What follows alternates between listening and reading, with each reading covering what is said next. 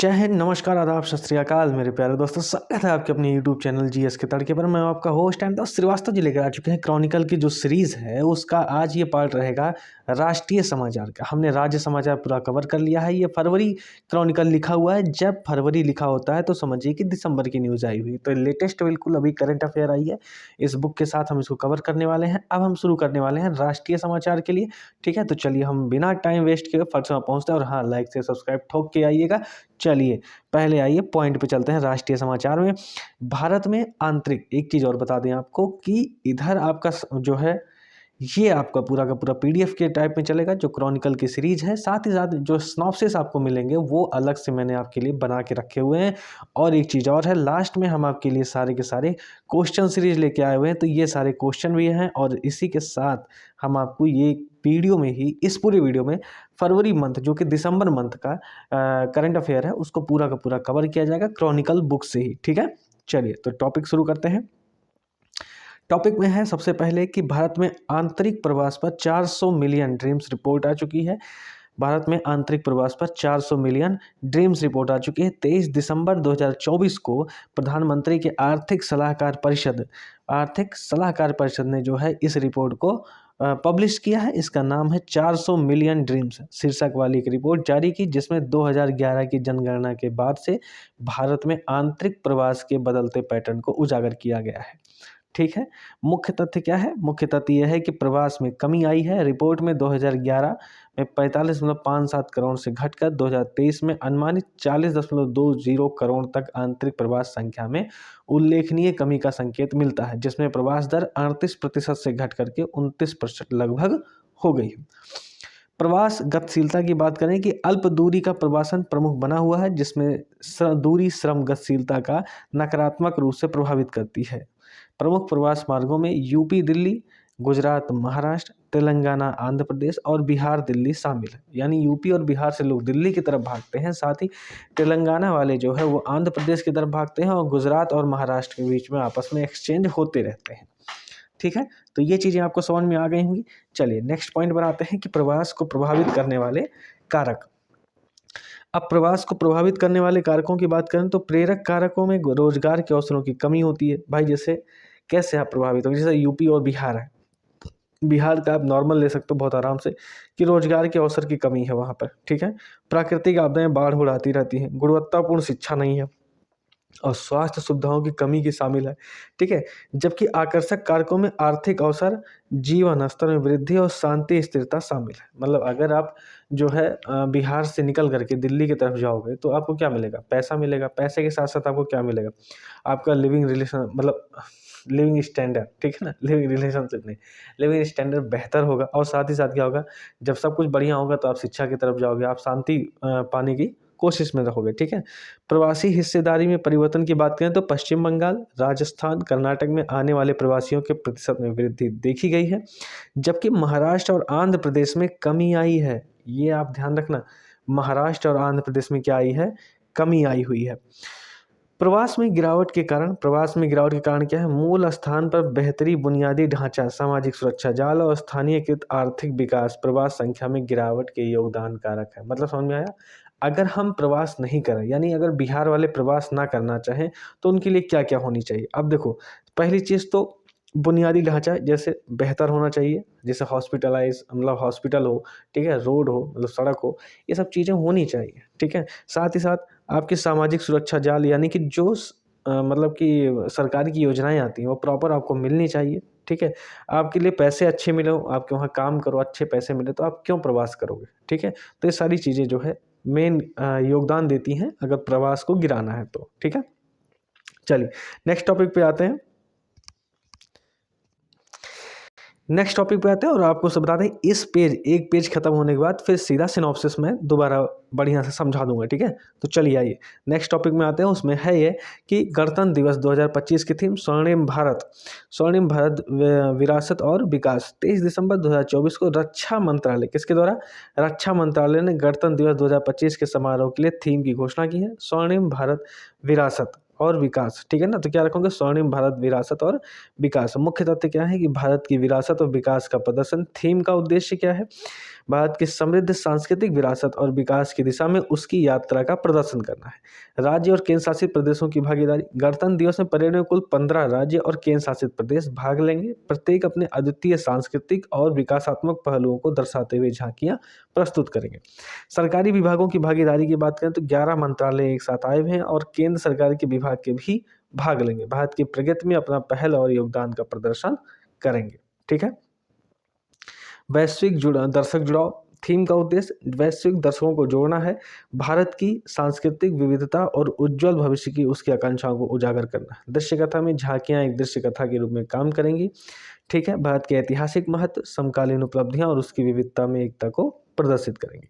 Malaria उन्मूलन की बात करें तो उसमें भारत में 97% की कमी आई हुई है। 25 दिसंबर 2024 को स्वास्थ्य और परिवार कल्याण मंत्रालय ने मलेरिया के उन्मूलन हेतु भारत द्वारा की गई उल्लेखनीय प्रगति के संदर्भ में रिपोर्ट जारी की। मलेरिया की स्थिति क्या है कि स्वतंत्रता के समय 7.5 करोड़ से घटकर 2023 में 2 मिलियन हो गई, यानी 97% की कमी हुई है। जबकि मौतें 8 लाख से घटकर 83 हो गई। कितनी हो गई हैं?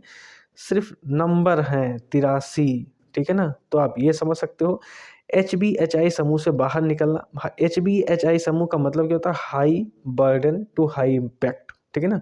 भारत ने 2024 में WHO के उच्च बोझ से उच्च प्रभाव समूह यानी HBHI से बाहर निकल गया है, जो इसकी मलेरिया उन्मूलन यात्रा में एक प्रमुख मील का पत्थर है। कम रोग बोझ कई राज्यों की स्थिति में सुधार हुए हैं और वे कम रोग बोझ वाली श्रेणियों में आ चुके हैं। 2023 में 122 जिलों में शून्य मलेरिया मामले दर्ज किए गए। ठीक है ना। ये बहुत अच्छी चीज़ है। एक चीज़ और बता दें, मुख्य हस्तक्षेप क्या है कि इंडोर रेसिडुअल स्प्रेइंग, लॉन्ग लास्टिक्स, ठीक है ना, लॉन्ग लास्टिक्स इंसेक्टिसाइडल नेट्स और फिर एनाफिलीज सेंटिफिसाई मच्छर के लक्षित प्रबंधन जैसी रणनीतियां महत्वपूर्ण रही हैं। मलेरिया कैसे हो रहा है? तो मलेरिया के बारे में समझ लो कि मलेरिया परजीवियों के कारण होने वाले गंभीर संभावित रूप जानलेवा रोग है जो संक्रमित मच्छर के काटने से होता है। लक्षण क्या है कि बुखार और सिरदर्द और ठंड लगना शामिल है। लक्षण आमतौर पर काटने के 6 से 30 दिनों बाद दिखाई देते हैं, लेकिन कभी कभी 1 साल तक लग सकते हैं। मलेरिया संक्रमित मादा एनफिलीज मच्छर के काटने से फैलता है। यही इंपॉर्टेंट है, साइंस के रूप में यही पूछ लेते हैं। ठीक है ना। तो मादा एनफिलीज मच्छर के काटने से होता है।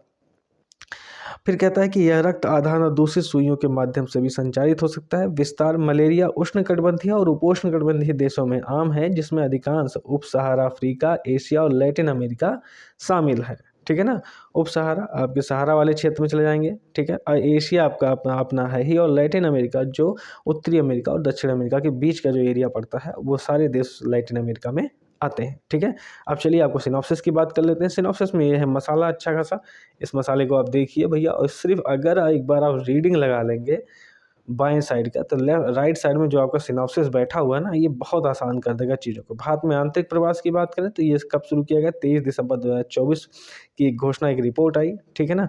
वो है कि पीएम के आर्थिक सलाहकार परिषद ने मिलकर 400 मिलियन ड्रीम्स वाली एक रिपोर्ट प्रस्तुत की है, जिसमें 2011 की जनगणना के बाद से भारत के आंतरिक प्रवास के लिए बदलते पैटर्न को उजागर किया गया है। साथ ही साथ बात करते हैं गणतंत्र दिवस की। गणतंत्र दिवस 2025 के लिए 23 दिसंबर 2025 को बताया गया कि थीम क्या रहेगी? स्वर्णिम भारत विरासत और विकास। स्वर्णिम भारत का विरासत और विकास रहेगा। इसमें 15 राज्य और केंद्र शासित प्रदेश भाग लेंगे। ध्यान रखना 28 पे 8 यानी 28 राज्य हैं और 8 केंद्र शासित प्रदेश हैं, लेकिन 28 नहीं ले रहे हैं। इसमें कितने ले रहे हैं? 15 राज्यों के 18 और सारे केंद्र शासित प्रदेश भाग लेंगे। ठीक है ना।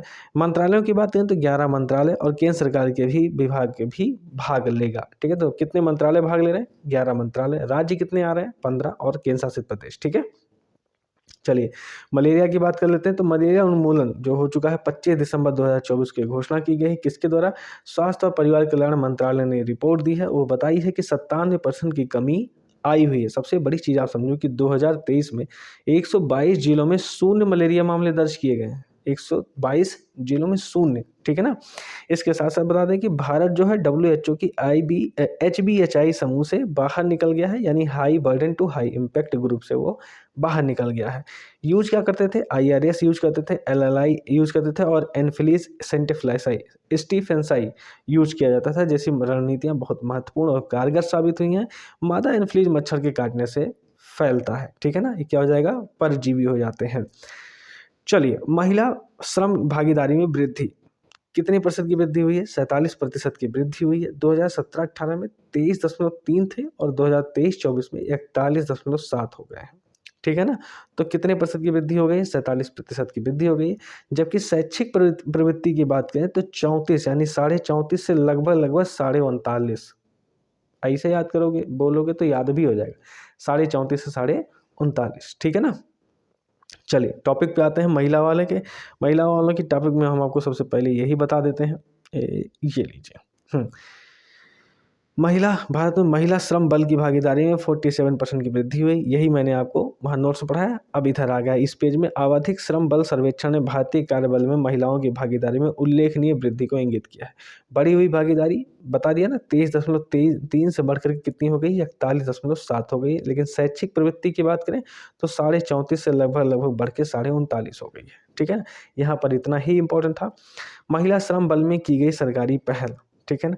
प्रधानमंत्री मुद्रा योजना, ठीक है ना? महिला उद्यमियों के लिए सूक्ष्म ऋण, बेटी बचाओ बेटी पढ़ाओ, बालिका शिक्षा और सशक्तिकरण को बढ़ावा देना, मातृत्व लाभ संशोधन अधिनियम, विस्तारित मातृत्व अवकाश, महिला उद्यमिता मंच, व्यवसाय में महिलाओं के लिए सलाह और सहायता, स्वयं सहायता समूह और राष्ट्रीय ग्रामीण आजीविका मिशन के तहत ग्रामीण महिला उद्यमियों को सशक्त बनाना, राष्ट्रीय पालना घर योजना यानी कामकाजी माताओं के लिए डे केयर की सुविधाएं, यानी कि अगर जो कामकाजी महिलाएं हैं अगर वो बाहर चली जाती हैं तो उनके बच्चों को पालने के लिए भी एक अलग से भी महिलाओं को रखा जाएगा। ठीक है ना? और इसके लिए उन्हें अलग से पैसे दिए जाएंगे। मिशन शक्ति का मतलब है महिला सशक्तिकरण कार्यक्रम। विज्ञान और इंजीनियरिंग में महिलाएं किरण यानी वाइस किरण कार्यक्रम जो है महिला वैज्ञानिकों को समर्थन किया जाएगा। ठीक है? आइए, भारतीय राज्य व्यवस्था का शासन, कृषि अस्थायी समिति की एमएसपी पर कानून गारंटी की सिफारिश। हाल ही में कृषि पर अस्थायी समिति की, जिसकी अध्यक्षता पंजाब के पूर्व मुख्यमंत्री चरणजीत सिंह चन्नी कर रहे हैं, ने न्यूनतम समर्थन मूल्य को कानूनी रूप से गारंटी देने की सिफारिश की है। समिति का मानना है कि यह कदम किसानों की आत्महत्याओं की समस्या को सुलझाने में मददगार होगा। पीएम किसान योजना में सुधार का भी उन्होंने सुझाव दिया है। ठीक है ना? इस समिति ने किसानों को पीएम किसान योजना के तहत वर्तमान में 6,000 की जो वार्षिक राशि मिलती है उसको बढ़ाकर कितना कहा गया है कि दुगना कर दीजिए, 12,000 कर दीजिए। ठीक है ना? यह लाभ मौसमी प्रोत्साहन के रूप में पट्टेदारी किसानों और खेत मजदूरों को भी दिए जाने की सिफारिश की गई है। ठीक है? एमएसपी कानून की गारंटी के लाभ समझिए। कानून में गारंटीकृत एमएसपी किसानों को बाजार की अस्थिरता से बचाने और उनकी वित्तीय स्थिति में सुधार करने में मदद करेगा। ठीक है?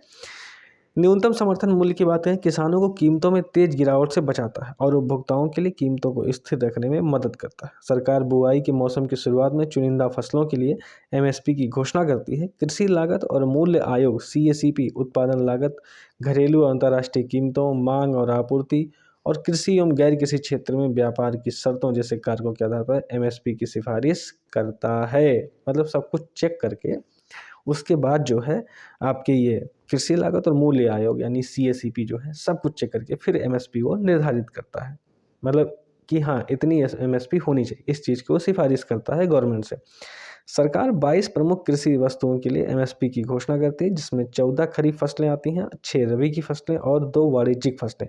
यहाँ पर 2 वाणिज्यिक फसलों को याद रखना बहुत ज़रूरी है। कौन कौन से हैं? जूट और नारियल। ठीक है?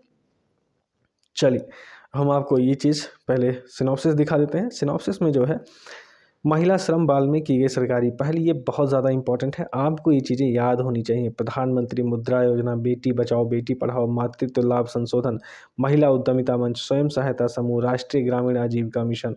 अच्छा, राष्ट्रीय ग्रामीण आजीविका मिशन का अब नाम बदल चुका है, उसका क्या नाम रख रहे हैं? दीनदयाल अंत्योदय राष्ट्रीय ग्रामीण आजीविका मिशन। ठीक है ना? फिर वैसे एक आता है आजीविका मिशन, राष्ट्रीय पालना घर योजना, मिशन शक्ति और किरण कार्यक्रम। ठीक है ना? ये सारी चीज़ें एक साथ आपके पेज पे आके रख दिया है। अब ये मत कहना कि भैया हम पढ़े नहीं थे। एंड नौटंकी जो है ना तुम लोगों की ख़त्म नहीं होगी, इसलिए सब ला के मैं खुद ही रख देता हूँ। चलो, एमएसपी पर कानून गारंटी की बात करें तो कृषि पर अस्थायी समिति के जिसकी अध्यक्षता पंजाब के पूर्व सीएम चरणजीत सिंह चन्नी के द्वारा। समिति क्या है? समिति ने पीएम किसान योजना में सुधार करने की भी बात कही है। कितनी? 6,000 से भैया 12,000 वार्षिक कर दो। ठीक है? एमएसपी की बात करें तो एमएसपी में खरीफ की 14 फसलें आती हैं, रबी की 6 फसलें आती हैं और वाणिज्यिक की 2 फसलें आती हैं। तो 14, 6, 20, 2, 22 फसलें होती हैं। ठीक है? चलिए आइए एक टॉपिक की बात करते हैं, एक राष्ट्र एक चुनाव। ठीक है ना? एक राष्ट्र एक चुनाव। सरकार ने एक राष्ट्र एक चुनाव बहुत ज़्यादा इंपॉर्टेंट है। आज नहीं तो कल और कल नहीं तो परसों, ऐसा क्वेश्चन आना बहुत ज़रूरी है और आएगा भी। एक राष्ट्र एक चुनाव की अवधारणा को लागू करने के लिए 17 दिसंबर से लोकसभा में 2 विधेयक पेश किए हैं। पहला तो ये कि संविधान में 129वां संशोधन विधेयक होगा। केंद्र शासित प्रदेश कानून संशोधन विधेयक है। प्रस्तावित संशोधन पूर्व राष्ट्रपति रामनाथ कोविंद की अध्यक्षता वाली उच्च स्तरीय समिति की सिफारिशों के अनुरूप किया गया है। संविधान संशोधन विधेयक में बात कही गई तो संविधान 129वां संशोधन बिल 2024 के तहत 3 अनुच्छेदों में संशोधन और एक नया अनुच्छेद कौन सा है, 82A 1 से 6 तक जोड़ा गया है। याद रखिएगा 82A 1 से 6 तक जोड़ा गया है। अनुच्छेद 82A क्या करता है कि लोकसभा और राज्य विधानसभा 82A लोकसभा और राज्य विधानसभा के लिए एक साथ चुनाव कराने की व्यवस्था करता है।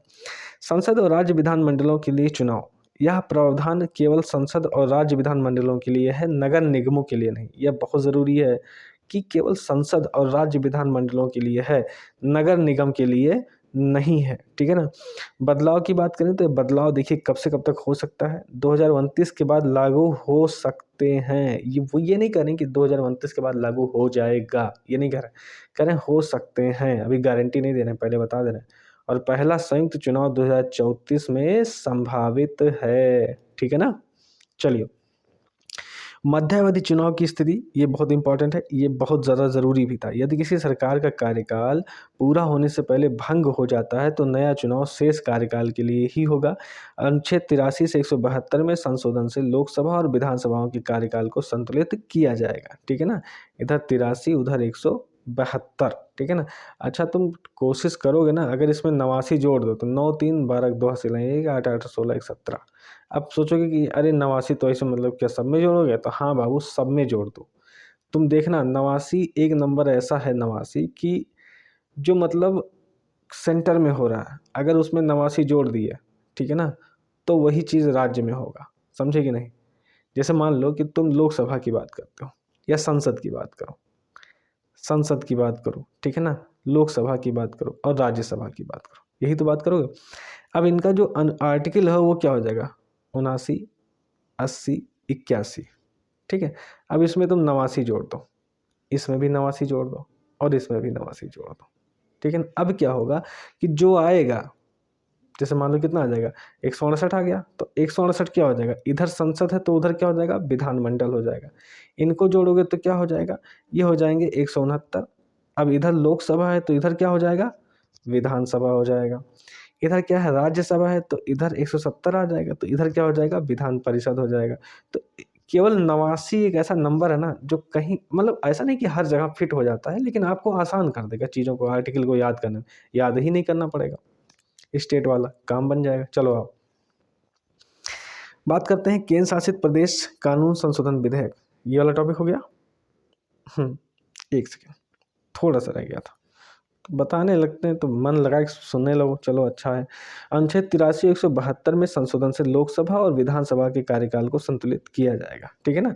विशेष बहुमत की आवश्यकता क्या है, संविधान संशोधन के लिए लोकसभा और राज्यसभा में विशेष बहुमत 2/3 सदस्य मौजूदा और मतदान की आवश्यकता होगी। चुनाव आयोग का अधिकार क्या है, चुनाव आयोग की सिफारिश पर किसी विशेष विधानसभा चुनाव को लोकसभा चुनाव से अलग कराया जा सकता है।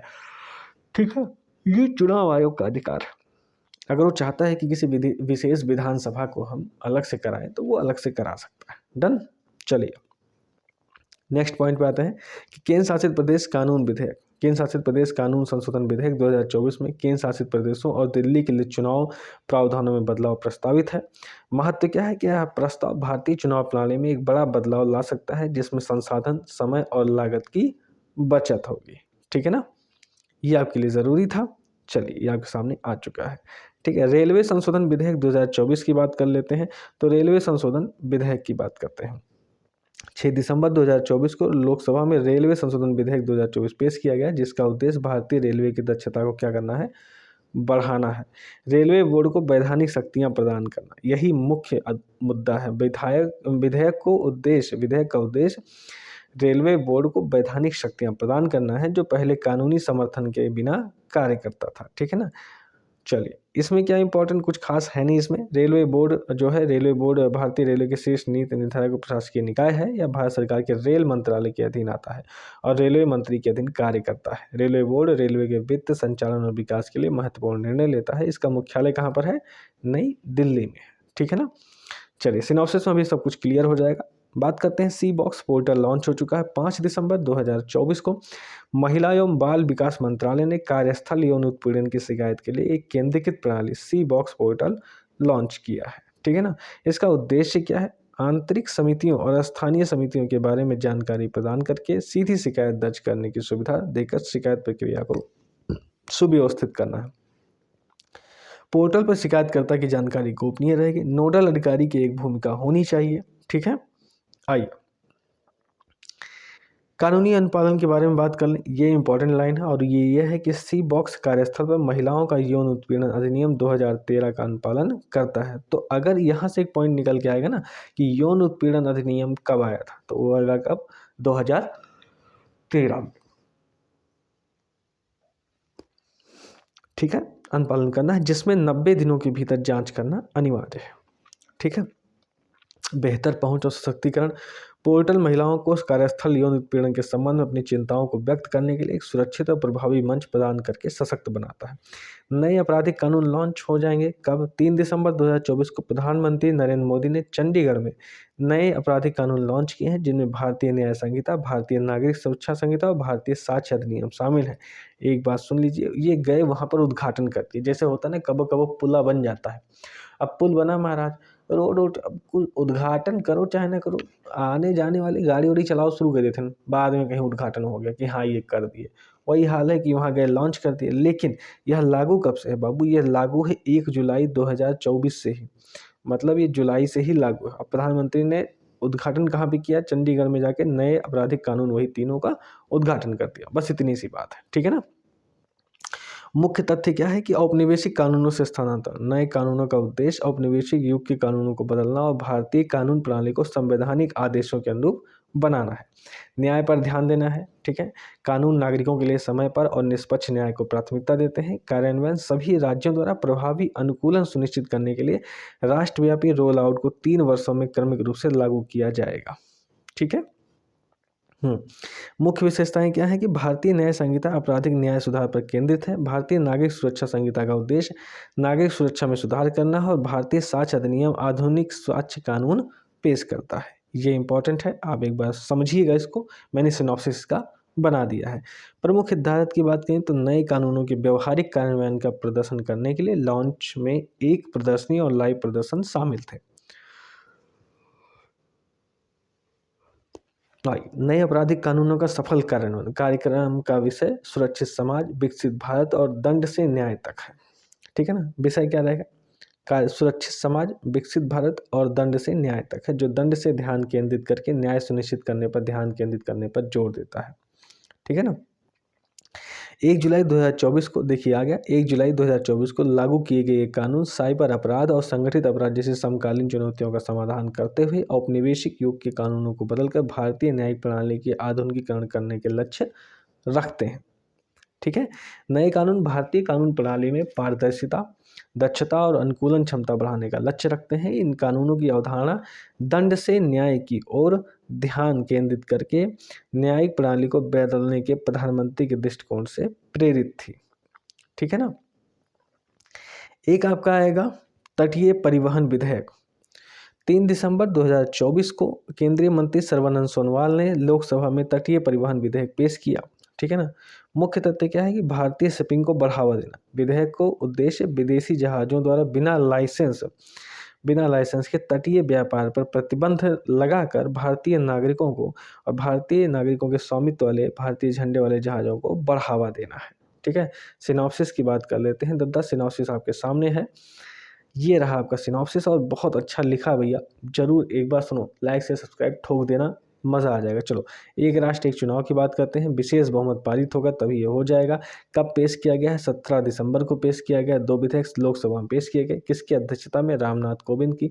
कहाँ भी इसका क्या मतलब रहेगा? इसका मतलब यह है कि केवल संसद यानी लोकसभा, राज्यसभा और ये विधानसभा में चुनाव होंगे, नगर निगमों में नहीं होगा। 2029 के बाद हो सकते हैं, ठीक है ना। पहला संयुक्त चुनाव 2024 में वो भी क्या है, संभावित है। मध्यावधि चुनाव की स्थिति आपको समझा ही दिया है कि बीच में अगर कोई मर मुरा गया भैया तो उसके स्थान पर जब दूसरा कोई बनेगा तो अगले बस उतने बचे हुए टाइम के लिए बनेगा। चुनाव आयोग का अधिकार यह रहेगा कि अगर वो चाहे तो किसी भी स्थिति में अगर मान लो कि विशेष विधानसभा का चुनाव करवाना है तो वो करवा सकता है। केंद्र शासित और दिल्ली के लिए चुनाव प्रावधानों में बदलाव प्रस्तावित हो चुका है। 129वां संविधान संशोधन होगा, 3 आर्टिकल में संशोधन होगा, एक नया आर्टिकल जुड़ेगा। नया आर्टिकल जो जुड़ेगा वो 82A 1 से 6 तक जोड़ा जाएगा, ठीक है। और एक चीज़ आपको बता दें, 83 से 172 आर्टिकल 83 से और आर्टिकल 83 और आर्टिकल 172 में संशोधन होगा, जिसमें लोकसभा और विधानसभा के कार्यकाल को संशोधित किया जाएगा, ठीक है। रेलवे संशोधन विधेयक 2024 की बात करें तो ये कब आया है, 6 दिसंबर 2024 को रेलवे बोर्ड को वैधानिक शक्तियाँ प्रदान की गई हैं, ठीक है। सी बॉक्स लॉन्च कर दिया गया है, कब किया गया है, 5 दिसंबर 2024 को। यह यौन उत्पीड़न अधिनियम 2013 का अनुपालन करता है। किसके द्वारा लॉन्च किया, महिला एवं बाल विकास मंत्रालय के द्वारा। खास बात क्या है कि कार्यस्थल यौन उत्पीड़न की शिकायतों के लिए यह किया गया है, ठीक है बाबू भैया।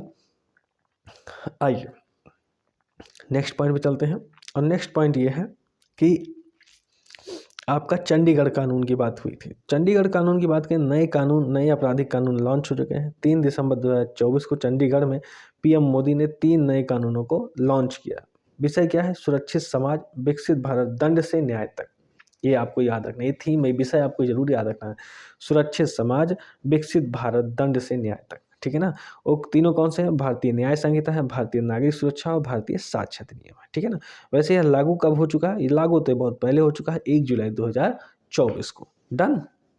चलिए तटीय परिवहन की बात करें, तटीय परिवहन में बात करते हैं कि यह जो है आया कब है, 3 दिसंबर 2024 को। किसने किया, सर्बानंद सोनोवाल ने। कहाँ पेश किया है, तो लोकसभा में पेश किया, ये भी याद रखिएगा। अगर मान लीजिए क्वेश्चन में आए ना कि संसद में पेश किया तो ठीक है, अगर वो जो भाई राज्यसभा में पेश किया तो गड़बड़ हो जाएगा ना। कहाँ पेश किया है, लोकसभा में पेश किया है, ठीक है। चलिए आइए अब बात करते हैं पैकेज्ड पेयजल अब सर्वाधिक जोखिम वाले खाद्य श्रेणी में वर्गीकृत। हाल ही में भारतीय खाद्य सुरक्षा एवं मानक प्राधिकरण फसाई ने पैकेज्ड पेयजल और मिनरल वाटर को सर्वाधिक जोखिम वाले खाद्य श्रेणी के रूप में पुनर्वर्गीकृत किया है। यह पुनर्वर्गीकरण इन उत्पादों के लिए भारतीय मानक ब्यूरो प्रमाणन आवश्यकता को हटाने के बाद आया है, ठीक है। नए वर्गीकरण का लाभ से कोई मतलब नहीं, आपके लिए ये इम्पोर्टेंट है, ठीक है। और साथ ही साथ आप समझिएगा कि भारतीय खाद्य सुरक्षा मानक प्राधिकरण, ठीक है ना, इसके बारे में आप समझ लें। इसके बारे में ये है कि भारतीय खाद्य सुरक्षा मानक प्राधिकरण FSSAI स्वतंत्र विधिक प्राधिकरण है जो भारत में खाद्य उत्पादों की सुरक्षा और गुणवत्ता को नियंत्रित करता है। FSSAI की स्थापना खाद्य सुरक्षा मानक अधिनियम 2006 कब किया गया है, 2006 में। ये इंपॉर्टेंट है, ठीक है। इसका मुख्य कार्यालय कहाँ पर है, दिल्ली में है, और इसका क्षेत्रीय कार्यालय, ये इंपॉर्टेंट है क्योंकि गाजियाबाद यानी यूपी में है, तो ये ध्यान रखिएगा। यूपी है, कोलकाता है, मुंबई है और चेन्नई में स्थित है, ठीक है। चलिए नेक्स्ट टॉपिक की बात करते हैं कि प्रस्तावना में धर्मनिरपेक्ष और समाजवादी, प्रस्तावना में धर्मनिरपेक्ष और समाजवादी शब्द यथावत हैं। सर्वोच्च न्यायालय ने भारतीय संविधान के 42वें संशोधन को चुनौती देने वाली याचिकाओं को खारिज कर दिया है, जिसमें 1976 में प्रस्तावना में धर्मनिरपेक्ष और समाजवादी शब्द जोड़े गए थे, ठीक है। मुख्य तथ्य क्या है कि 42वां संविधान संशोधन आपातकाल के दौरान अधिनियमित इस संशोधन का उद्देश्य भारतीय संविधान में धर्मनिरपेक्षता और समाजवाद के मूल्यों को सुदृढ़ करना था। संसदीय शक्ति की बात करें तो अनुच्छेद 368 के तहत संसद की प्रस्तावना में संशोधन करने की शक्ति को बरकरार रखा है, जिसमें कहा गया है कि संविधान के मूल अपनाई गई तारीख इस शक्ति को प्रतिबंधित नहीं करती है। धर्मनिरपेक्ष की व्याख्या तो अदालत ने स्पष्ट किया है कि भारतीय संदर्भ में धर्मनिरपेक्ष का अर्थ क्या है, राज्य द्वारा सभी धर्मों के समान उपचार बिना किसी भेदभाव या पक्षपात के। और समाजवादी का अर्थ है कि समाजवाद कल्याण के लिए राज्य की प्रतिबद्धता को दर्शाता है, जिसमें सरकार मौलिक अधिकारों का सम्मान करते हुए अपनी आर्थिक संरचनाओं का चयन कर सकती है, ठीक है ना। ये लाइन जरूर याद रखिएगा कि आप जो है समाजवाद अपनाइए, कोई दिक्कत नहीं है, लेकिन जिसमें सरकार मौलिक अधिकारों का सम्मान करेगी। ये नहीं कि मौलिक अधिकारों का हनन किए जाए, बोलने की स्वतंत्रता ना दे, ठीक है ना, किसी का घर उजाड़ ले जाए, पैसे ना दे, ये सब नहीं चल सकता है। भाई उसे रहने का अधिकार है, जीवन जीने का अधिकार है, ठीक है। चलिए, सरकार का संविधान का 42वां संशोधन, ये इंपॉर्टेंट है। 42वां संशोधन लघु संविधान के नाम से भी जाना जाता है। यह संशोधन इंदिरा गांधी के प्रधानमंत्रित्व में आपातकाल के दौरान किया गया था। इस संशोधन के दौरान संविधान में कई तरह के बदलाव किए गए, जैसे कौन कौन से। एक तो 3 नए शब्द जोड़े गए थे, समाजवाद, धर्मनिरपेक्ष और अखंडता। आपको कैसे याद रखना है, धर्मनिरपेक्ष कहीं कहीं बोलता है, कहीं कहीं पंथ निरपेक्ष बोल देता है, तो आपको क्या रखना है, SPA, सपा, समाजवाद, पंथ निरपेक्ष और अखंडता, ये तीनों, ठीक है ना। चलिए आइए नेक्स्ट पॉइंट में, इस संशोधन के द्वारा संविधान में मौलिक कर्तव्यों को जोड़ा गया है। अनुच्छेद 51 के तहत कुल 10 मौलिक कर्तव्य जोड़े गए। इस संशोधन के द्वारा सर्वोच्च न्यायालय और उच्च न्यायालय की शक्ति को कम किया गया था, ठीक है ना। 42वां संशोधन की बात हो रही है। और ये एक चीज़ और है कि इस संशोधन के द्वारा लोकसभा और राज्य विधानसभाओं का कार्यकाल 5 साल से बढ़ाकर कितना कर दिया गया था बाबू भैया, 6 साल कर दिया गया था। कितना कर दिया गया था, 6 साल। कला और संस्कृति की बात करें तो राम मंदिर परियोजना को स्वॉर्ड ऑफ ऑनर यानी 18 दिसंबर 2024 को राम मंदिर परियोजना को ब्रिटिश सेफ्टी काउंसिल द्वारा प्रतिष्ठित स्वॉर्ड ऑफ ऑनर से सम्मानित किया गया, जो सुरक्षा प्रबंधन के प्रति अपनी प्रतिबद्धता को दर्शाता है। मुख्य तथ्य क्या है कि सुरक्षा उत्कृष्ट स्वॉर्ड ऑफ ऑनर उन परियोजनाओं को दिया जाता है जो 5 सितारा यानी 5 स्टार सुरक्षा रेटिंग प्राप्त करती हैं, जो निर्माण उद्योग के भीतर सुरक्षा प्रबंधन में उत्कृष्टता का संकेत देती हैं। पिछली मान्यता क्या है कि लार्सन एंड टुब्रो निर्माण कंपनी को पहले राष्ट्रीय सुरक्षा परिषद द्वारा इसके प्रभावी सुरक्षा उपायों के लिए गोल्डन ट्रॉफी प्राप्त हुई थी, ठीक है। आइए हम बात कर लेते हैं थोड़ा सा। पैकेज्ड पेयजल की बात रह गई है, उसमें सर्वाधिक जोखिम वाले खाद्य श्रेणी में वर्गीकृत किया गया है, ठीक है, पैकेज्ड पेयजल को। और FSSAI जो कहाँ पर इसकी शाखा है, नई दिल्ली में इसके मुख्यालय है, और शाखा इसकी कहाँ पर, इसकी स्थापना 2006 में हुई है। उसकी शाखा कहाँ पर है, गाजियाबाद, कोलकाता, मुंबई और चेन्नई, ठीक है ना। पैकेज्ड पेयजल और मिनरल वाटर पर खास ध्यान दिया जाएगा, ठीक। प्रस्तावना में धर्मनिरपेक्ष और समाजवादी शब्द यथावत रहेंगे, बिल्कुल। सिनॉप्सिस तैयार है आपके सामने। सुप्रीम कोर्ट ने इसको बनाए रखा है। 42वां संविधान संशोधन क्या बोलते हैं, लघु संविधान बोलते हैं। यहाँ पर आगे SPA, समाजवाद, पंथ निरपेक्ष और अखंडता जोड़े गए थे। आर्टिकल 51A के तहत 10 मौलिक कर्तव्य, और उसके बाद फिर जो है 86वां संविधान संशोधन 2002 के तहत 11वां मौलिक कर्तव्य जोड़ा गया था, ठीक है। और मौलिक कर्तव्य स्वर्ण सिंह समिति की सिफारिश पर आया था। कब आया था, 1976 में आया था। डन। चलिए, सुप्रीम कोर्ट और हाई कोर्ट की शक्तियों को कम किया गया था। लोकसभा और विधानसभा का जो कार्यकाल है वो 5 साल से बढ़ाकर कितना कर दिया गया था, 6 साल कर दिया गया था, ठीक है। धर्मनिरपेक्ष का मतलब है कि राज्य द्वारा सभी धर्मों के समान उपचार बिना किसी भेदभाव या पक्षपात के होने चाहिए।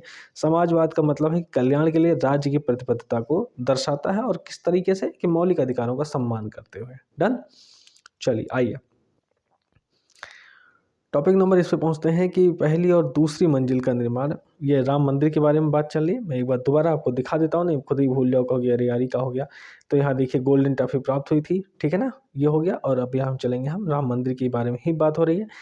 पहली और दूसरी मंजिल का निर्माण, जिसमें प्रतिष्ठित शिखर भी शामिल है, पूरा होने के करीब है, और पूरे परियोजना को जून 2025 तक पूरा होने की उम्मीद है, ठीक है ना। वास्तुकला और इंजीनियरिंग विशेषज्ञता की बात करें तो मंदिर में कलाकार वासुदेव कामत, वास्तुकार सोमपुरा और जय काकटिकर द्वारा जटिल डिजाइन का विशेषता है, जिससे CBRI और MSME TCI के योगदान के साथ संरचनात्मक अखंडता सुनिश्चित करने के लिए।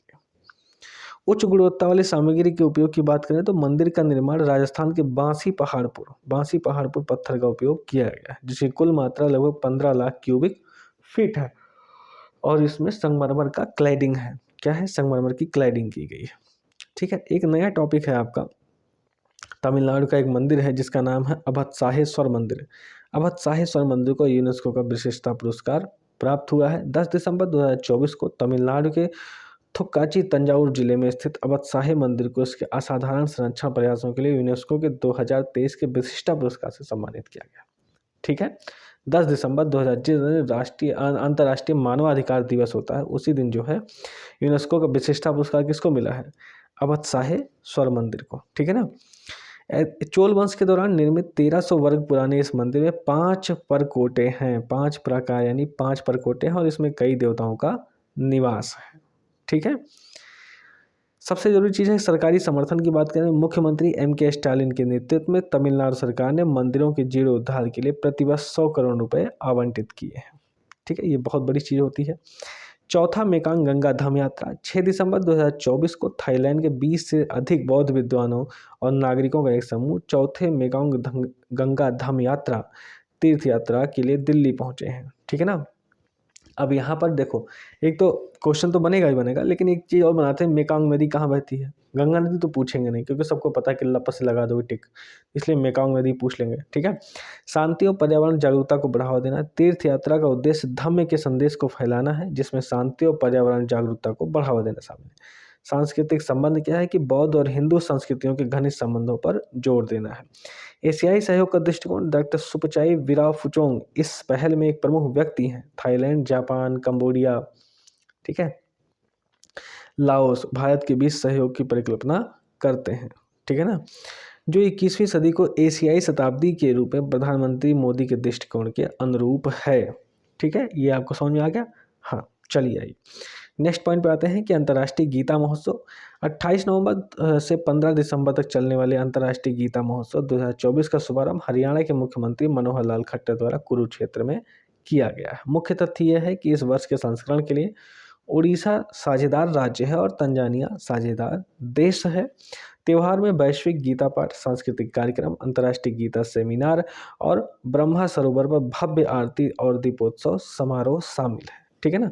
अब पूछेगा आपसे कि ब्रह्मा सरोवर कहाँ पर है, तो वो कहाँ पर है, हरियाणा में स्थित है। ठीक है। 2016 में अपनी स्थापना के बाद से त्योहार ने उल्लेखनीय वृद्धि देखी है, जो सालाना 40 से 50 लाख आगंतुकों को आकर्षित करता है। ठीक है ना। आइए सांस्कृतिक महत्व की बात करें तो अंतर्राष्ट्रीय गीता महोत्सव का उद्देश्य विभिन्न सांस्कृतिक और आध्यात्मिक गतिविधियों के माध्यम से वैश्विक दर्शकों के साथ भगवद गीता के कालातीत ज्ञान को साझा करना है। पश्चिम बंगाल यूनेस्को के प्रमुख विरासत पर्यटन स्थल।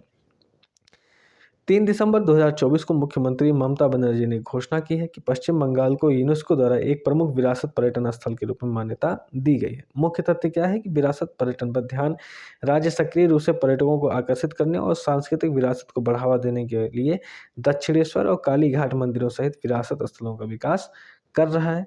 दीघा में जगन्नाथ मंदिर, याद रखिएगा, एक जगन्नाथ मंदिर उड़ीसा के पुरी में है, लेकिन यहाँ पर दूसरा है दीघा में जगन्नाथ मंदिर निर्माणाधीन चल रहा है, जिसमें संगमरमर की मूर्ति और भोजन प्रसाद के लिए एक बड़ा कमरा है।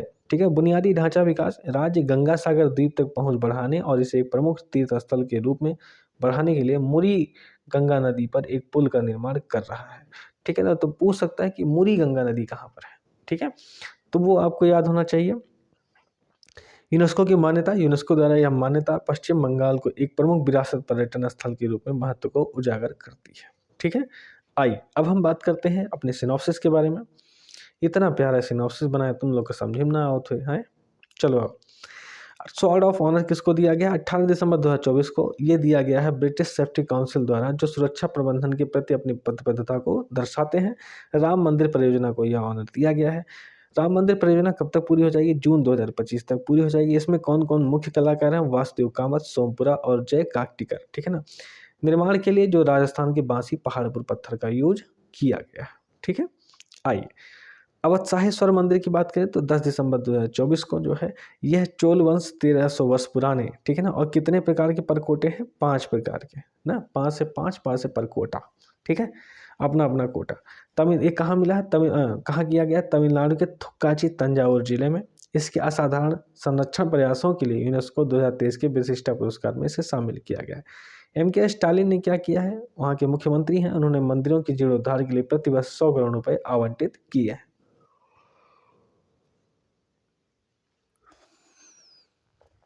अगर हम बात करें मेकांग गंगा धम यात्रा की तो 6 दिसंबर 2024 को, ठीक है ना। इसके प्रमुख कौन है? डॉक्टर सुपचाई विराफुचोंग हैं।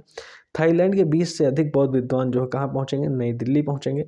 ये चौथे नंबर का मेकांग गंगा धम यात्रा है। और PM मोदी की 21वीं सदी को एशियाई शताब्दी के रूप में देखना चाहते हैं, इसलिए सारे प्रयास भी किए जा रहे हैं। ठीक है ना। चलिए आइए नेक्स्ट पॉइंट पे हम बात करते हैं। हमारा सिनॉप्सिस अभी खत्म कहाँ हुआ है? भागो ना, सिनॉप्सिस देखो भी। अंतर्राष्ट्रीय गीता महोत्सव 2024 कब से कब तक चला है? 28 नवंबर से 15 दिसंबर तक। कहाँ चला? हरियाणा में। उद्घाटन किसने किया? CM मनोहर लाल खट्टर ने। साझेदार राज्य कौन है? वो उड़ीसा है। साझेदार देश तंजानिया है। ब्रह्म सरोवर पर भव्य आरती की गई है, ये भी याद रखना, इसीलिए यहाँ लिखा है। और ये शुरू कब से हुआ? 2016 से ये शुरू हुआ है। ठीक है। पश्चिम बंगाल की बात करें तो 3 दिसंबर 2024 को, ठीक है ना, सीएम ममता ने घोषणा किया है कि प्रदेश को यूनेस्को द्वारा प्रमुख विरासत पर्यटन स्थल की मान्यता मिली है। अच्छा, कारण क्या है? प्रमुख स्थलों में कौन है? दक्षिणेश्वर मंदिर है, कालीघाट मंदिर है, जगन्नाथ मंदिर है, दीघा वाला, ठीक है ना, पुरी वाला नहीं, गंगा सागर द्वीप तक पहुंच के लिए मुरी गंगा नदी पर एक पुल बना का निर्माण करवाना। डन। आई, अब हम बात करते हैं वन लाइनर, जो कि हम पिछले अभी कल हमने जब वीडियो भेजी थी तो वो राज्य समाचार की वन लाइनर भी थी। अब चूंकि राज्य समाचार तो हो चुका है, ठीक है ना, कल ही हो चुका है, आप जाकर के वो वीडियो देख सकते हैं। प्रॉपर हम चीज़ जो भी कर रहे हैं एकदम प्रॉपर किया जा रहा है, ताकि वह क्रॉनिकल जो आपको एक बढ़िया से तैयार हो सके। इससे क्या है कि पीसीएस में जिस तरीके से एग्जाम में क्वेश्चन आ रहे हैं, उससे आपको क्लियर होनी चाहिए कि हाँ भैया हम इस पैटर्न पे चल रहे हैं, ऐसा नहीं कि उड़ा हवाई बात हो रही। चलिए, प्रधानमंत्री मोदी ने महिलाओं को बीमा के प्रति जागरूक और सुलभता बढ़ाने के लिए किस योजना की शुरुआत की है? तो बीमा सखी योजना। किस योजना की शुरुआत की है? बीमा सखी योजना की शुरुआत की गई है। भारत ने 68वें संयुक्त राष्ट्र एंटी नारकोटिक्स कमीशन सत्र की पहली बार अध्यक्षता किसके नेतृत्व में की है? तो शंभू एस कुमारन के नेतृत्व में किया गया है। चलिए, अब आपके सामने क्वेश्चन आ चुका कि भारत का लक्ष्य किस वर्ष तक इंडिया स्पेस स्टेशन स्थापित करना एवं एक भारतीय अंतरिक्ष यात्री को चंद्रमा पर उतारने की योजना है? तो क्रमशः 2035 तक इंडिया स्पेस स्टेशन बनाया जाएगा और 2040 तक जो चंद्रमा पर उतार दिया जाएगा। भारत ने पहली बार गंगा नदी डॉल्फिन टैगिंग का आयोजन किस राज्य में किया है? तो किसमें किया है? असम में किया है। केंद्रीय गृह मंत्री अमित शाह ने पुलिस के डीजीपी आईजी की 59वीं अखिल भारतीय सम्मेलन का उद्घाटन किस राज्य में किया है? तो उड़ीसा में किया है। नैनो बबल टेक्नोलॉजी का शुभारंभ किसने और कहाँ किया है? तो केंद्रीय मंत्री कीर्तिवर्धन सिंह ने राष्ट्रीय प्राणी उद्यान दिल्ली में किया है। ठीक है। भारतीय राष्ट्रीय अभिलेखागार ने 25वें हॉर्नबिल महोत्सव के हिस्से के रूप में Nagaland and people in archival mirror प्रदर्शनी कहाँ आयोजित की है? तो कोहिमा नागालैंड में आयोजित की है। बिल्कुल, हॉर्नबिल महोत्सव वहीं मनाया जाता है जहाँ पर 14 जनजातियाँ होती हैं। राष्ट्रीय मतलब वहीं नहीं, ऐसा नहीं कि जहाँ 14 जनजातियाँ होती हैं वहीं हॉर्नबिल। तो हूँ मर्दा समझ नहीं पाते हो। देखो, पहली बात, नागालैंड में जो हॉर्नबिल महोत्सव मनाया जाता है, अभी हाल ही में क्या है बताया गया कि वहाँ 14 जनजातियाँ मिलकर परफॉर्म करती हैं और दूसरी चीज़ वहाँ चावल के बने बियर का ही सांस्कृतिक उपयोग है। ठीक है। राष्ट्रीय कानून मेट्रोलॉजी पोर्टल किस विभाग द्वारा विकसित किया जा रहा है? तो उपभोक्ता मामलों के विभाग के द्वारा विकसित किया जा रहा है। अंतर्राष्ट्रीय गीता महोत्सव 2024 का आयोजन किस राज्य में किया गया? तो हरियाणा राज्य में किया गया। अन्न चक्र और एनएफएसए सब्सिडी दावों के लिए स्कैन पोर्टल किसने लॉन्च किया है? तो प्रहलाद जोशी ने लॉन्च किया है। ठीक है ना, यानी अन्न कौन खाए? प्रहलाद खाए। चलो, धर्मेंद्र प्रधान ने किस भाषा के लिए पीएम ई विद्या डीटीएच चैनल लॉन्च किया है? तो भारतीय सांकेतिक भाषा के लिए लॉन्च किया है। चौथे सुशासन सप्ताह 2024 के दौरान प्रशासन गांव की ओर अभियान कब शुरू किया गया? तो 19 दिसंबर को शुरू किया गया। बहुत ज़्यादा इंपॉर्टेंट है। चौथे सुशासन सप्ताह 2024 के दौरान प्रशासन गांव की ओर अभियान कब शुरू किया गया है? तो 19 दिसंबर से शुरू किया गया है। पीएम मोदी ने किस महान तमिल कवि के संपूर्ण कार्यों का संग्रह जारी किया? सुब्रमण्यम भारती। ठीक है। प्रसार भारती ने हॉकी इंडिया लीग के आगामी प्रसारण के लिए किसके साथ समझौता ज्ञापन पर हस्ताक्षर किया है? तो हॉकी इंडिया के साथ। दुनिया का पहला कीटनाशक रोधी बॉडी सूट किसान कवच किसके द्वारा लॉन्च किया गया है? जितेंद्र सिंह। यानी जितेंद्र क्या पहनते हैं? कवच पहनते हैं, किसान कवच। भारत नवंबर 2024 में स्मार्टफोन निर्यात में कौन से स्थान प्राप्त कर चुका है? तीसरा स्थान। दूरसंचार विभाग ने एलईओ उपग्रह घटकों को विकसित करने के लिए किसके साथ समझौता किया? तो सिलिकॉन सर्किट प्राइवेट लिमिटेड के साथ समझौता किया है। सिलिकॉन सर्किट प्राइवेट लिमिटेड के साथ। महाकुंभ मेला 2025 के लिए कौन सा डिजिटल सहायक लॉन्च किया गया है? कुंभ सहयोगी चैटबॉट जो है वो लॉन्च किया गया है। भारत के उपराष्ट्रपति जगदीप धनखड़ ने किस शहर में जीएसआई भूविज्ञान संग्रहालय का उद्घाटन किया है? तो वो कौन सा है? ग्वालियर, मध्य प्रदेश। ठीक है ना, किस शहर में जीएसआई भूविज्ञान संग्रहालय का उद्घाटन किया है? तो ग्वालियर, मध्य प्रदेश। आइए, अब हम चलते हैं क्वेश्चनों की सीरीज पर। क्वेश्चन हमारे सामने आने वाले हैं। ठीक है, ये रहा आपके क्वेश्चनों की सीरीज। तो चलिए हम क्वेश्चन शुरू करने वाले हैं। निम्नलिखित कथनों पर विचार कीजिए। निम्नलिखित कथनों पर आपको विचार करना है और विचार क्या है कि पहला, 400 मिलियन ड्रीम्स रिपोर्ट के अनुसार महाराष्ट्र और आंध्र प्रदेश में आने वाले प्रवासियों के प्रतिशत में वृद्धि हुई है। इस रिपोर्ट को पीएम के आर्थिक सलाहकार परिषद ने 23 दिसंबर 2024 को जारी किया है। तो देखिएगा, महाराष्ट्र और आंध्र प्रदेश में आने वाले प्रवासियों के प्रतिशत में वृद्धि नहीं हुई है, कमी हुई है। ठीक है ना, इसीलिए तो रिपोर्ट जारी की जा रही है। ठीक है, इस रिपोर्ट को पीएम के आर्थिक सलाह परिषद ने 23 दिसंबर 2024 को जारी किया है। तो ये सही है और ये गलत हो जाएगा। तो यहाँ पर ऑप्शन नंबर बी ये बिल्कुल सही हो जाएगा। क्वेश्चन नंबर 2 है, गणतंत्र दिवस 2025 की थीम क्या है? आत्मनिर्भर भारत, स्वर्णिम भारत, विरासत और विकास, हरित भारत और डिजिटल इंडिया। इसका सही जवाब क्या हो जाएगा? स्वर्णिम भारत, विरासत और विकास। 25 दिसंबर 2024 को स्वास्थ्य और परिवार कल्याण मंत्रालय ने मलेरिया उन्मूलन पर प्रगति की रिपोर्ट जारी की है। तो पॉइंट आपका, भारत ने मलेरिया मामलों में 97% की कमी प्राप्त की है। तो ये देखो, एक तो ये भी सही है और दूसरा ये भी सही है। ठीक है, तो यहाँ पर क्या हो जाएगा? ऑप्शन नंबर सी, ये दोनों सही हो जाएंगे। क्वेश्चन नंबर 4 है कि पीएम मोदी किस महान तमिल कवि के संपूर्ण कार्यों का संग्रह जारी किए हैं? कमरीलावा, सुब्रमण्यम भारती, थिरुवल्लुवर या फिर कालिदास। ऑप्शन नंबर बी हो जाएगा सुब्रमण्यम भारती। ठीक है, भारत ने 2024 में WHO के HBHI समूह से बाहर निकलकर मलेरिया उन्मूलन में प्रगति की है। दूसरा पॉइंट है, HBHI समूह उन देशों के लिए जहां मलेरिया का उच्च प्रसार और प्रभाव होता है। तो यहाँ पर देखिए, पहला पॉइंट भी सही है और दूसरा पॉइंट भी सही है। पहला पॉइंट, HBHI समूह से वो बाहर हो चुका है, ये बिल्कुल सही है। और उन देशों के लिए जहां मलेरिया का उच्च प्रसार और उच्च प्रभाव होता है, ये भी सही है। तो यहाँ पर ऑप्शन ए और बी दोनों सही है। और एक बार बताएं बाबू, ठंडी बहुत लग रही है क्योंकि सुबह के 4:45 बज गए हैं। 4:45 मतलब समझते हो? मम्मी पापा से पूछोगे तो समझ में आएगा, नहीं 4:45 यही बोलोगे तो कहाँ समझ आएगा 4:45 क्या होता है। चलो आओ। धर्मेंद्र प्रधान ने किस भाषा के लिए PME विद्या DTH चैनल लॉन्च किया? हिंदी, अंग्रेजी या भारतीय संस्कृत भाषा और फिर तमिल के लिए? तो यहाँ पर क्या हो जाएगा? भारतीय सांकेतिक भाषा के लिए। प्रसार भारती ने हॉकी इंडिया लीग के आगामी प्रसारण के लिए किसके साथ समझौता ज्ञापन पर हस्ताक्षर किया? BCCI, हॉकी इंडिया, भारतीय फुटबॉल या फिर ओलंपिक संघ। तो किसके साथ समझौता किया है? वो किया गया है हॉकी इंडिया के साथ। भारत नवंबर 2024 में स्मार्टफोन निर्यात में कौन सा स्थान प्राप्त कर चुका है? पहला, दूसरा, तीसरा या चौथा? तो इसका सही जवाब हो जाएगा ऑप्शन नंबर सी, आपका थर्ड स्थान प्राप्त कर चुका है। दूरसंचार विभाग ने LEO उपग्रह घटकों को विकसित करने के लिए किसके साथ समझौता किया है? आपके ऑप्शन है ISRO, silicon circuit private limited, BSNL और भारतीय अंतरिक्ष निगम। तो ये हो जाएगा सिलिकॉन सर्किट प्राइवेट लिमिटेड के साथ। ठीक है ना।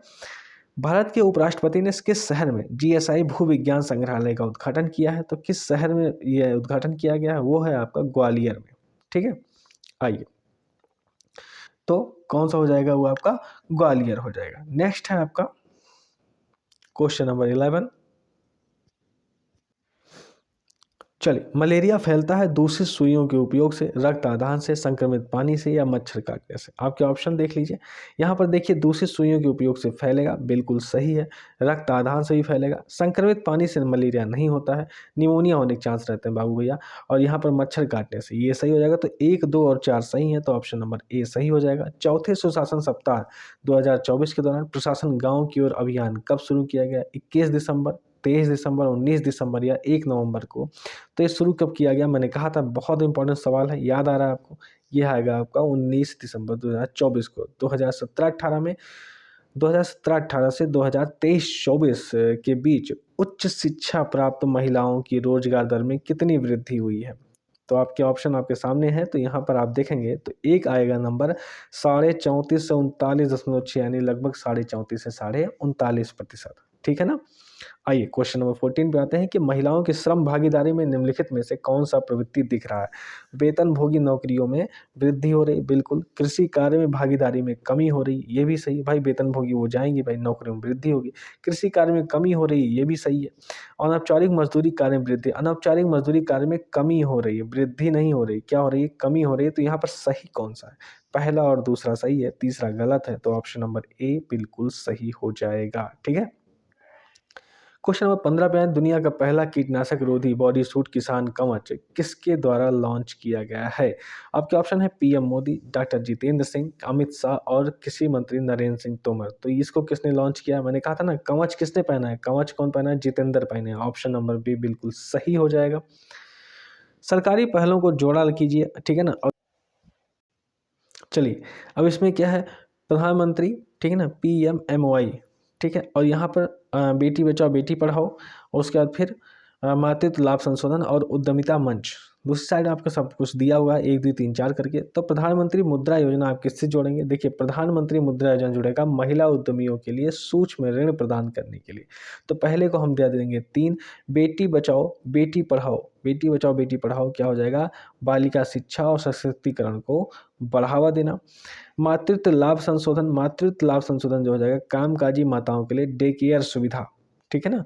ये मातृत्व लाभ संशोधन अधिनियम कब आया, 2017 में आया। और उद्यमिता मंच कब आएगा, व्यवसायों में महिलाओं के लिए सलाह और सहायता के लिए। तो इसका सही जवाब क्या हो जाएगा, देखो यहाँ पर हो जाएगा इसका 1 इसका 2, तो 3 1 2 4, इसका सही जवाब हो जाएगा ऑप्शन नंबर ए, बिल्कुल सही हो जाएगा, ठीक है। चलिए क्वेश्चन नंबर 16 पे आते हैं। महाकुंभ मेला 2025 के लिए कौन सा डिजिटल सहायक लॉन्च किया गया है, तो इसके लिए कौन सा डिजिटल सहायक लॉन्च किया गया है, इसका सही जवाब क्या हो जाएगा, कुंभ सहयोगी चैटबॉट जो है इसे लॉन्च किया गया है। कृषि पर अस्थायी समिति MSP को कानूनी गारंटी देने की सिफारिश की है, ठीक है। समिति ने PM किसान योजना के तहत किसानों को 6,000 की वार्षिक राशि से बढ़ाकर 12,000 करने की शुरुआत की है, मतलब 6,000 से बढ़ा कितना का, तो 12,000 का, तो ये सही है। कृषि पर अस्थायी समिति MSP को कानूनी गारंटी देने की सिफारिश की है, ये भी सही है। तो केवल 1 2 नहीं, यहाँ पर ऑप्शन नंबर सी दोनों सही हो जाएंगे। क्वेश्चन नंबर 19 पे आएंगे हम। चलिए क्वेश्चन नंबर 19 के बाद क्वेश्चन बहुत है झुआ भर का, तुम खाली बस दिमाग लगाओ सही करने का, उसकी चिंता मत करो। कौन सी फसलें MSP के तहत घोषित 22 प्रमुख कृषि वस्तुओं में शामिल है, धान शामिल है, ज्वार शामिल है, जौ गेहूं और नारियल शामिल है। गन्ना जो है MSP में नहीं आता है, गन्ना FRP में आता है, ठीक है। तो इसका सही जवाब क्या हो जाएगा, ऑप्शन नंबर सी 1 2 3 4 5, ठीक है, ये शामिल हो जाएंगे। संविधान विधेयक 29वां संशोधन के तहत क्या व्यवस्था की गई है, तो व्यवस्था यही की गई है, देखो आपके ऑप्शन देखो, लोकसभा और विधानसभा के लिए अलग अलग चुनाव नहीं, ये नहीं किया गया है। लोकसभा विधानसभा के लिए एक साथ चुनाव यही किया गया है। केवल राज्य विधानसभाओं के लिए एक साथ चुनाव नहीं, ये नहीं किया गया है। और केंद्र राज्य सरकारों के लिए एक साथ चुनाव ये भी नहीं किया गया है, ठीक है ना, क्योंकि केंद्र के भी कई चुनाव होते हैं, राज्य के भी कई चुनाव होते हैं, है ना। होता तो तुम्हारे राज्य के तुम्हारे तो सामने दिखाई पड़ते हैं भाई, पंचायती चुनाव होते हैं, नगर निगम चुनाव होते हैं, ठीक है ना, तो उनके सबके नहीं होंगे, केवल लोकसभा और विधानसभा के लिए अलग एक साथ चुनाव होंगे, ठीक है। आइए, अंतर्राष्ट्रीय गीता महोत्सव 2024 का आयोजन किस राज्य में किया गया, बिल्कुल किया गया, कहाँ पर, हरियाणा के कुरुक्षेत्र में किया गया था, ठीक है। संविधान 129वां संशोधन विधेयक के तहत कौन सा बदलाव किया जाएगा, पहली बात तो ये कि 3 अनुच्छेदों में संशोधन किया जाएगा, हाँ बिल्कुल सही है। एक नया अनुच्छेद 82A 1 से 6 तक जोड़ा जाएगा, ये भी सही है। अनुच्छेद 82A जो है लोकसभा और राज्य विधानसभा के लिए एक साथ चुनाव कराने की व्यवस्था करेगा, ये भी सही है। तो यहाँ पर क्या हो जाएगा, ऑप्शन नंबर सी 1 2 3 तीनों सही है। रेलवे संशोधन विधेयक 2024 कब पेश किया गया है, तो ये पेश किया गया आपका 6 दिसंबर 2024 को, ठीक है। आइए नेक्स्ट क्वेश्चन पे चलते हैं, भैया ठंडी बहुत लग रही है, बुरा ना मानो, चलो आओ। कौन सा कथन सी बॉक्स पोर्टल के बारे में सही है, सी बॉक्स पोर्टल 5 दिसंबर 2024 को महिला एवं बाल विकास मंत्रालय द्वारा लॉन्च किया गया था, हाँ ये बिल्कुल सही है। यह पोर्टल कार्यस्थल यौन उत्पीड़न और शिकायतों के लिए एक केंद्रीकृत प्रणाली प्रदान करता है, ये भी सही है, ठीक है। तो यहाँ क्या हो जाएगा, 1 और 2 दोनों सही हो जाएंगे। पोर्टल कार्यस्थल यौन उत्पीड़न की शिकायतों के लिए एक केंद्रीकृत प्रणाली प्रदान करता है। नेक्स्ट क्वेश्चन है कि आपका केंद्रीय गृह मंत्री ने पुलिस, हो गया ना, हाँ, केंद्रीय गृह मंत्री ने पुलिस के DGI IG की 59वीं अखिल भारतीय सम्मेलन का उद्घाटन किस राज्य में किया है, तो किस राज्य में किया है, ये किया है आपका उड़ीसा राज्य में किया गया था, ठीक है। कौन सा कथन नए आपराधिक कानूनों के बारे में सही है, कि PM मोदी ने 3 दिसंबर 2024 को चंडीगढ़ में नए आपराधिक कानून लॉन्च किए हैं। इन नए कानूनों में भारतीय न्याय संहिता, भारतीय नागरिक सुरक्षा संहिता और भारतीय साक्ष्य अधिनियम शामिल है। भैया ये दोनों सही है, तो ऑप्शन सी इसका बिल्कुल सही जवाब हो जाएगा। अच्छा कैसे याद रखना है कि चंडीगढ़ में कितने कानूनों को लॉन्च किया, 3 है ना, और डेट कौन थी, 3 दिसंबर, तो ऐसे करके डेट भी याद हो जाएगा और लॉन्च किए हैं कब वो भी याद हो जाएगा, लेकिन लागू कब हुआ है ये भी याद रखिएगा, 1 जुलाई 2024 को। हाँ नहीं शर्माओ, कहो कि नहीं ऐसे कैसे, ठीक है, तो शर्माओ ना भैया, ठीक है। आओ क्वेश्चन लगाओ। भारत का लक्ष्य किस वर्ष तक इंडिया स्पेस स्टेशन स्थापित करना और एक भारतीय अंतरिक्ष यात्री को चंद्रमा पर उतारने की योजना है, तो इसका सही जवाब है कि भैया हम 2035 तक जो है इंडिया स्पेस स्टेशन बना लेंगे और 2040 तक जो है अंतरिक्ष यात्री को उतार देंगे। ठीक है।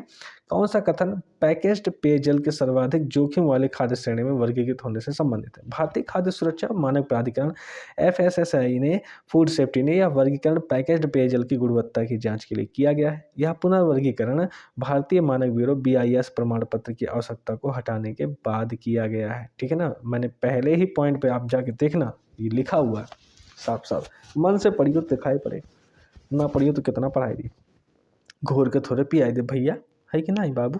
चलो आओ, इसका सही जवाब क्या हो जाएगा? दोनों सही हो जाएंगे।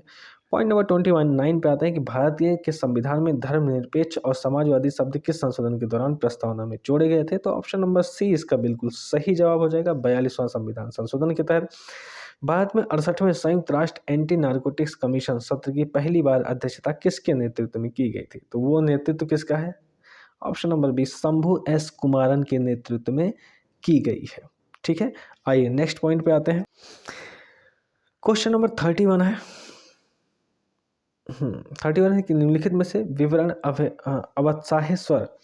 अवत्साहेश्वर मंदिर के बारे में सही है। ठीक है ना, बताइए उस विवरण के बारे में कि अवत्साहेश्वर मंदिर तमिलनाडु के तंजावुर जिले के थुक्काची में स्थित है। ठीक है भाई, बिल्कुल सही है। यह मंदिर चोल वंश के दौरान निर्मित 1300 वर्ष पुराना है। हाँ, यहाँ तक तो सही है। और इसे 5 प्रकार के परकोटे हैं, यानी ये भी सही है। तो यहाँ पर ऑप्शन नंबर सी, यानी ये दोनों सही हो जाएंगे। ठीक है, आइए नेक्स्ट क्वेश्चन पे आते हैं कि नैनो बबल टेक्नोलॉजी का शुभारंभ किसने और कहाँ किया है? केंद्रीय मंत्री नरेंद्र सिंह तोमर दिल्ली ने, केंद्रीय मंत्री अमित शाह गुजरात में, केंद्रीय मंत्री कीर्तिवर्धन सिंह दिल्ली में, या फिर केंद्रीय मंत्री कीर्तिवर्धन सिंह द्वारा कहाँ किया जाए? बेंगलुरु में किया जाए। तो नैनो बबल टेक्नोलॉजी बहुत ज़्यादा इंपॉर्टेंट है। अगर इस तरीके का ऑप्शन आने लगेगा ना तो समस्या हो जाएगी, इसलिए यहाँ पर ऑप्शन नंबर सी सही है, यानी कि कीर्तिवर्धन ने कहाँ किया है? दिल्ली में किया है। चलिए आइए नेक्स्ट क्वेश्चन पे आते हैं कि अंतर्राष्ट्रीय गीता महोत्सव 2024 के साझेदार राज्य और देश कौन से हैं? राज्य की बात करें तो उड़ीसा है और देश की बात करें तो तंजानिया है। इस प्रकार से ऑप्शन नंबर ए सही हो जाएगा। पीएम मोदी ने महिलाओं को बीमा के प्रति जागरूक करने और सुलभता बढ़ाने के लिए किस योजना की शुरुआत की है? आपके ऑप्शन है वहां पर महाबीमा योजना, बीमा सखी योजना, लक्ष्मी बीमा योजना या सखी बीमा योजना। तो ये हो जाएगा आपका ऑप्शन नंबर बी, बीमा सखी योजना के तहत। ठीक है ना, भारत ने पहली बार गंगा नदी डॉल्फिन टैगिंग का आयोजन किस राज्य में किया है? तो यह जो राज्य है उसका नाम क्या है? Option number C, Assam. भारतीय राष्ट्रीय अभिलेखागार ने 25वें हॉर्नबिल महोत्सव के हिस्से के रूप में Nagaland and people in archival mirror प्रदर्शनी कहाँ आयोजित की? बिल्कुल अब सिंपल सी बात है, आर्काइवल मिरर प्रदर्शनी कहाँ आयोजित होगा? बताओ। ऑप्शन में कोलकाता, भुवनेश्वर, पुणे और कोहिमा दिया है, तो आप कहाँ लगाओगे? ऑप्शन नंबर डी लगाओगे, कोहिमा नागालैंड में। 37वां क्वेश्चन है कि राष्ट्रीय कानूनी मेट्रोलॉजी पोर्टल किस विभाग द्वारा विकसित किया जा रहा है? वित्त मंत्रालय, वाणिज्य मंत्रालय, उपभोक्ता मामलों का विभाग है या फिर रक्षा मंत्रालय? तो ये कौन सा हो जाएगा? ये हो जाएगा आपका ऑप्शन नंबर सी, उपभोक्ता मामलों के विभाग के द्वारा। ठीक है, अन्न चक्र और NFSA सब्सिडी दावों के लिए स्कैन पोर्टल किसने लॉन्च किया है? तो आपके ऑप्शन है नरेंद्र मोदी, अमित शाह, निर्मला सीतारमण और प्रहलाद जोशी। मैंने बोला था ना, मैंने अनाज कौन खा रहा है? कौन खाएगा बाबू? प्रहलाद खाएंगे तब तो जोश में आएंगे। ठीक है, तो प्रहलाद खाए क्या? अन्न। ठीक है ना, तो ये कौन हो जाएगा? Prahlad Joshi. Option number D इसका सही जवाब हो जाएगा। ठीक है, यहाँ पे साथ साथ आपको बता दें कि ये पेज छूटा हुआ, अच्छा ये पेज इसलिए भी छूटा हुआ है, उसका कारण क्या है? उसका कारण ये है कि भैया आप सब्सक्राइब करो, ठीक है ना, लाइक करो और फिर शेयर करो। ठीक है, चलो भैया, अगर क्लास अच्छी लगी हो और हाँ, अगर आपको ये सिनॉप्सिस और ये क्वेश्चन सहित पूरी PDF चाहिए होगी तो आप मुझे व्हाट्सअप कर दीजिएगा, हम आपको PDF फ्री में प्रोवाइड करा देंगे। ठीक है भैया, जय हिंद, जय भारत, धन्यवाद बाबू भैया। चलिए।